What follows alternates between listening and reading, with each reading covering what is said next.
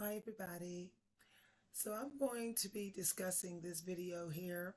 I love this video. I watch this video many times whenever I feel like I'm not sure if I want to continue writing or for the day. I always want to continue writing, but sometimes I don't know if I want to write today, whatever that day is.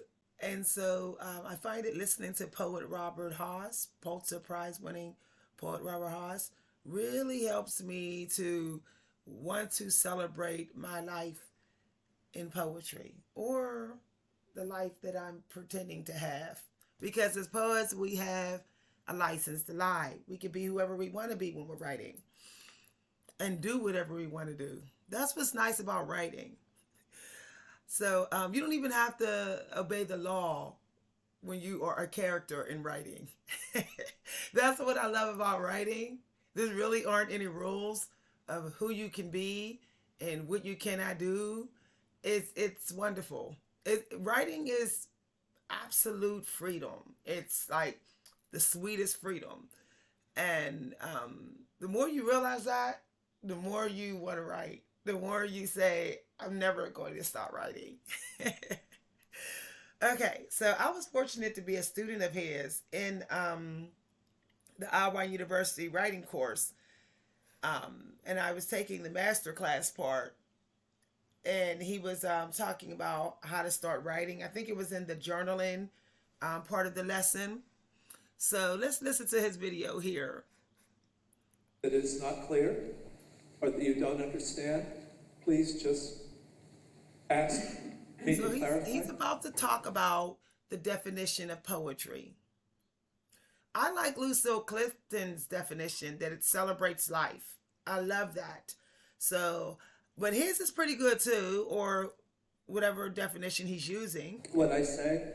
So the first thing to say maybe is the definition of poetry, which the one that I love is by the American poet Gary Snyder, who said poetry is high quality information.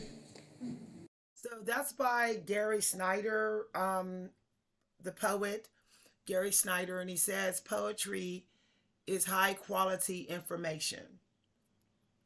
Now, to get it there, you have to work on your lines and reach a point where you know it's high quality and you're not just jumping ship and saying the hell with this line. You don't want to do that.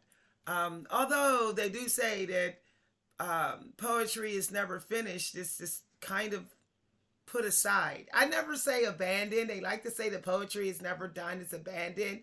I don't like that because then it means I'm never going to go back to it. Most likely, I'm not going to go back to it. So I say poetry is never finished. It's just put aside. It's just ignored for the moment. Like the first drafts, okay, or any draft. If we always consider every draft to be the first draft, I think that it may work out in our favor, but at the same time, it may lead us to perfectionism, and that may keep us from never ever moving forward, like writing the next line. We will never write the next line. So at some point, you do have to say, I can't work on this line anymore. Maybe 10 years from now, I will, but right now, I'm just going to make it work, make it serve me the way it is. You set the limit on how long and how much you're going to work on your lines to make it absolutely great, like he's talking about. And one of the things. Let's see that definition again here. So this will be interesting. It is not clear.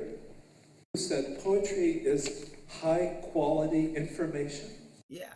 So you have to set the limit of how long you're going to work on your lines and how much until you believe is high quality information. Because as we know, we live in a world that's always comparing literary work to other literary work. So people may say, oh, that line's not that good. I've heard better. So it's all about whether you reached a point where you can at least not want to throw the line away. You could say, well, something in this line's working. So it's getting close to having absolute high quality information. And be So this alive, part here, what it was like to be them. And there's a kind of power in that. There's a wonderful book by a Swedish uh, writer about education, a woman named Miriam Lindstrom, about children's art. Supposedly, at one point, uh, Pizarro wrote to Cezanne and said, "I'm in despair about my art. What should I do?" And Cezanne wrote him back and said in French, "Keep making lines." yeah. I find that you will always reach a point where you have to bust through um, any type of stuckness that you have because um, you're feeling down about writing your lines, the current lines that you've written. You may like feel like, oh, they're not, they're not working out. But I find that leaving them alone for a few weeks and you go back, usually you will find how to make them work. Especially if you did research on your problem area, like your editing problems, editing skills suffering, or your lack of being skilled in literary devices. That could be affecting why you're not making that line work. And so sometimes you got to walk away, go get some education and what you would like to do with that line and then return to it. So let's say you're trying to make that line metaphor or trying to, you may need to actually go and get busy living and then return to that line. You most likely will find a way to make that line high quality information. When I wrote my Pushcart nominated poem, it's been published several times. It's actually a publisher paid me money for. I got paid for. I let the first three stanzas sit for a month, and then I wrote another stanza, and then that sat for like a few weeks, like 3 weeks. Then I went back to it, and I knew exactly like what stanza I was going to delete. It was easy editing. So just keep writing so that you're not too focusing too much on what you've already written that you're struggling with improving. So just keep it moving. You could be trying to force it to get better too soon. So just keep on writing. There's a nice writing exercise I found online, and the lady who I can't remember her name, but she said when you don't know what to write next or when you don't really know how to edit your line, you just say, I don't know, I don't know, I don't know, I don't know on the page until some new lines come. And then you can always go back and edit from the top on another day. So she was talking about saying, I don't know on the page. I like to chant that like, I don't know, I don't know, I don't know, I don't know, I don't know. And then I'll sit for a second and then something will come. Or you could just type it in like, I don't know, I don't know, I don't know. I like that exercise that she gave here. Um, but poet Robert Haas is talking about how you're never really out of material. You just need to realize that no one has lived your life. So find something in your life to write about. It could be somebody that you're imagining that you are, something that you're involved in, something you're experiencing in your mind or around you. You just have to have like this obsession with celebrating your life.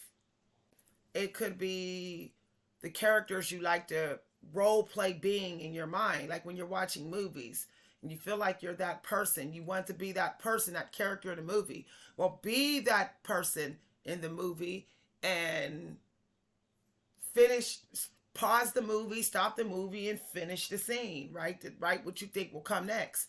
That's a great writing prompt. I like that prompt because it teaches you that sometimes you have to not be you. You have to be somebody else.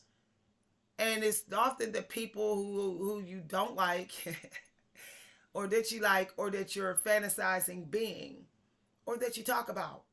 okay? Or it could be objects or things. What are you talking about in your mind? What are you imagining? What are you focusing on? Especially things that you do a lot. So if you're watching the same movie a lot, it's probably one of those characters your mind wants to celebrate in some literary writing. You to write something about that character. Otherwise, you wouldn't keep watching that same scene or that same movie. Or if you're watching a neighbor, you keep watching the same neighbor. Your brain wants to talk about it in literary. Now, this is if you're a writer, okay? Those are just some tips. I'll give you some more tips, but let's listen to him a little bit more. So one of the things I would say to you about making poetry is make lines. So that this is the first rule for your life about making poetry. One is, can you do it? Yes, you can do it. What's the first part? Make time.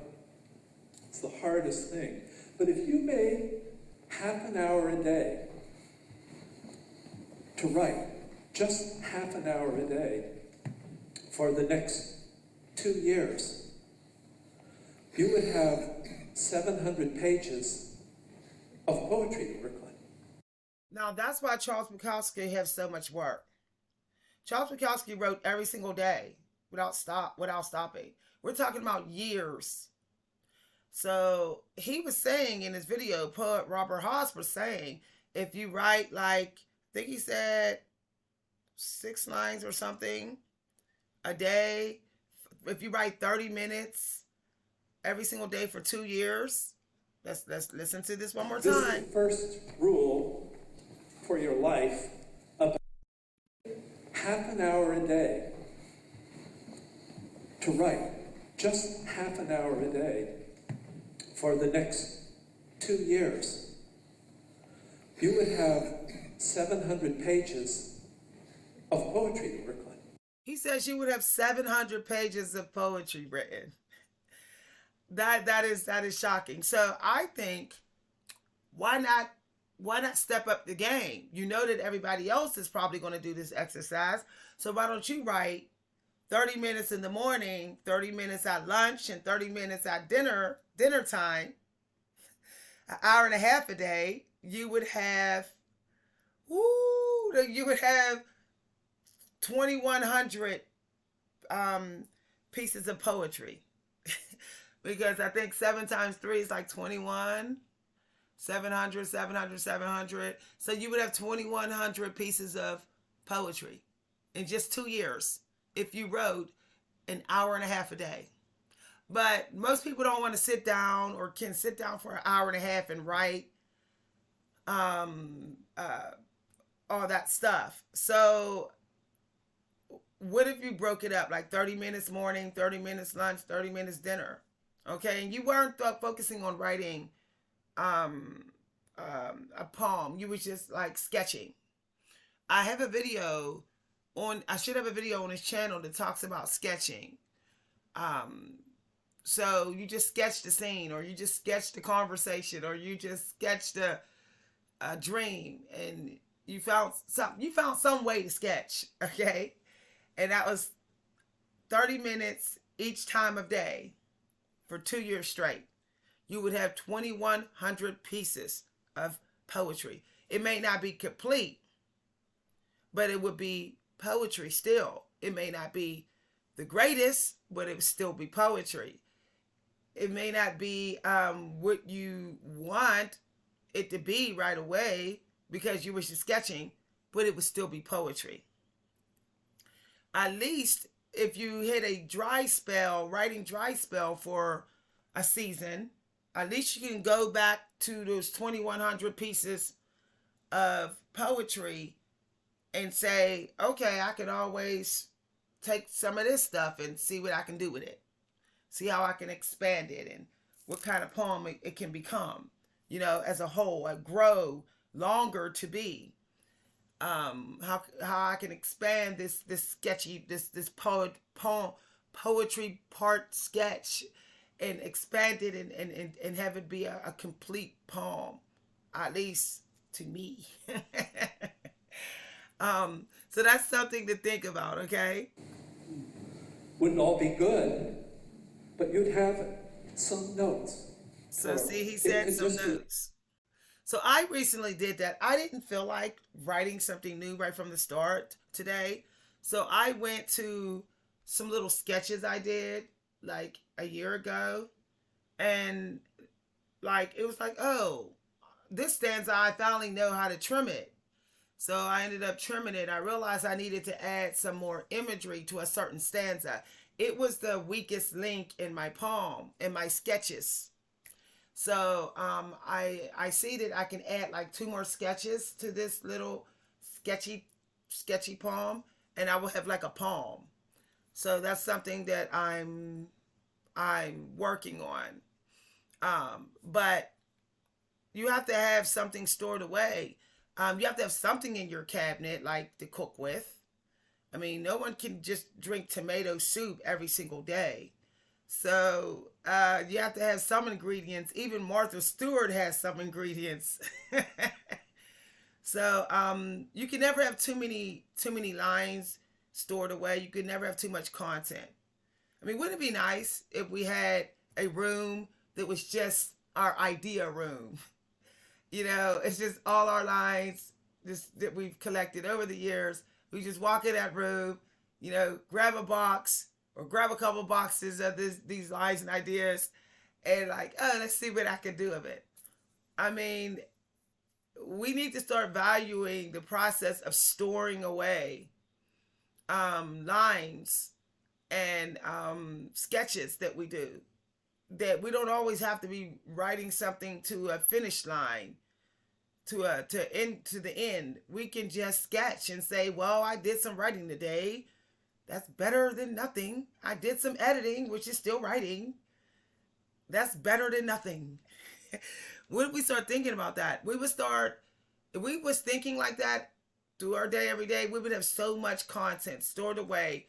We would never be able to use the excuse of having writer's block. so the first rule would be to set aside half an hour a day, or half an hour the days. Yeah. Yeah. If you love writing, and all of you love writing, if you're here, you love writing. It hit you at some point. Uh, uh, the Polish poet Adam Zagajewski has a line in one of his poems saying, "Who has received the shock of love returns to the world with a changed face." Anybody who writes read something at some point that was like the shock of love, and it makes you want to write. Yeah, that happened to me. I I read a poem by Charles Simic. I think it was his poem about him dancing with his father being drunk and them dancing. I read a poem by Amy Lau that was like about a homeless person. She compared him to like an old opera song. Oh, I love that poem. I read a poem by Dylan Thomas.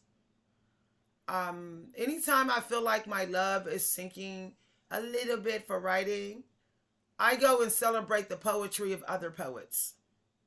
So if I feel like, oh, I don't know if I can, if I'm built for this, I'll go read poetry by Bill Collins or some excerpts of Hemingway's work or some stuff by Amy Lau, like her poem, The Sweet, Sweet, Sweet Tea. The mood and emotions reminds me that, there's other emotions I can celebrate. If I feel like I can't celebrate this current emotion in poetry and I'm ready to throw in the towel and just quit writing poetry, I feel like that, I go and read poetry that is not on that emotion, because it reminds me that I have options, that I don't have to write about what I'm feeling right now. I can write about what I want to feel that I don't know yet, that other poets are writing about. And I can let them help me find a way into writing about something or an emotion, expressing an emotion that I don't currently feel. Maybe I am being too self-focused on my current existence, and that's what's keeping me wanting to give up writing. So what I do is I go celebrate something that I'm not feeling at the moment, and it's often a poem or a piece of literary work that is by someone else. So that's one of my tips. So um, when I or if I am feeling an emotion and I feel like I'm not that familiar with it, so I'm having trouble celebrating it, I will go find a poem or literary work that definitely celebrates that emotion. So, for example, when I was trying to really get into writing poems about my sadness and my grief and my loneliness and my aging and the feeling of aging and abandonment, I wasn't really sure of how I wanted to go at it. I felt like I needed to get the emotion up and literally feel it like I really know it's in there. And I started reading poems by other poets who felt the same. So then I was able to let my guard down and write poems that were sad and about sadness and loneliness and all that. Sometimes we're too guarded with the emotion, and that's why we can't express it in writing. Sometimes you just got to let it out. That helps if you do stream of consciousness writing. So sometimes you just need to do stream of consciousness writing. Now I'm talking about the stream of consciousness in which you don't use an outline, because there's more than one type of stream of consciousness, although people will disagree with me. Stream of consciousness within an outline is still stream of consciousness writing. But there's also the stream of consciousness writing where you don't use an outline, where you just allow yourself to be open, and you just dump it all on a page and not care about structure, or you don't have an outline.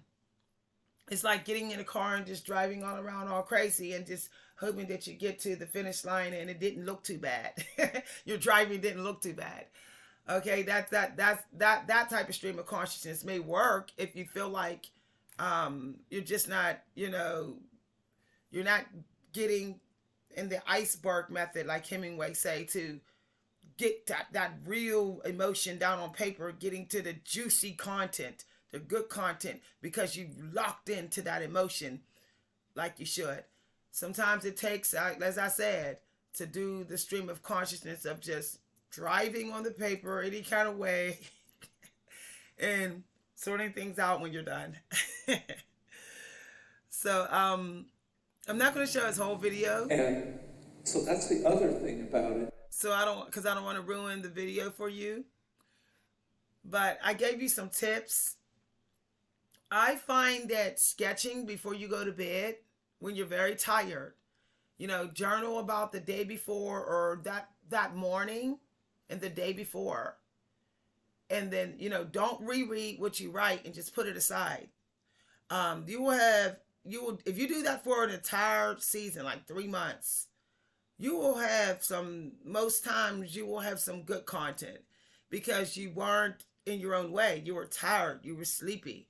You were open filter. It was just coming through you. You wasn't blocking anything because you're too tired to block anything from coming to your mind. So at the very end of your day, if you lay up in your bed and just free write on what you did, telling it as it is, what you did that morning.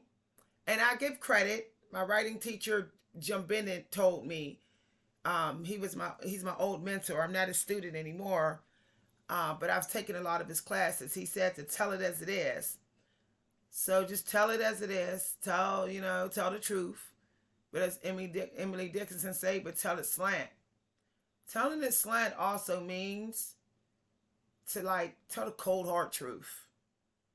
I find that when you tell the cold hard truth, as you know it, as you are trying to avoid telling, the slant kind of comes. So that's that's a whole different lesson. But yeah, just sit up in your bed at night, or very early in the morning before you've had coffee while you're very tired, as soon as you wake up or right before you go to bed, and just journal about whatever you remember. Okay? That'll help you get some lines. I find that writing whatever you remember you were doing or thinking of, you're writing what you should be writing about because you still remember it. So, whatever you remember the next day or whatever you remember from 20 years ago, it wants to be written. Okay? All right, I gave you some tips. I'm available to hire as a poetry writing coach, and also to teach you beginners and advanced poetry. I've taken quite a bunch of master classes, the Bill Collins master class, Robert Haas's class, many classes at many different universities, and I've completed a lot of classes at a private poetry school called the Poetry Kit. His mentorships, several of his classes. I've taken many workshops. So I am more than qualified to teach you how to write poetry and to mentor you in writing poetry. Feel free to email me. We'll work something out or work out a fee plan so that we're both comfortable. You're not, breaking your bank account to pay me, and I'm not feeling financially cheated in the process.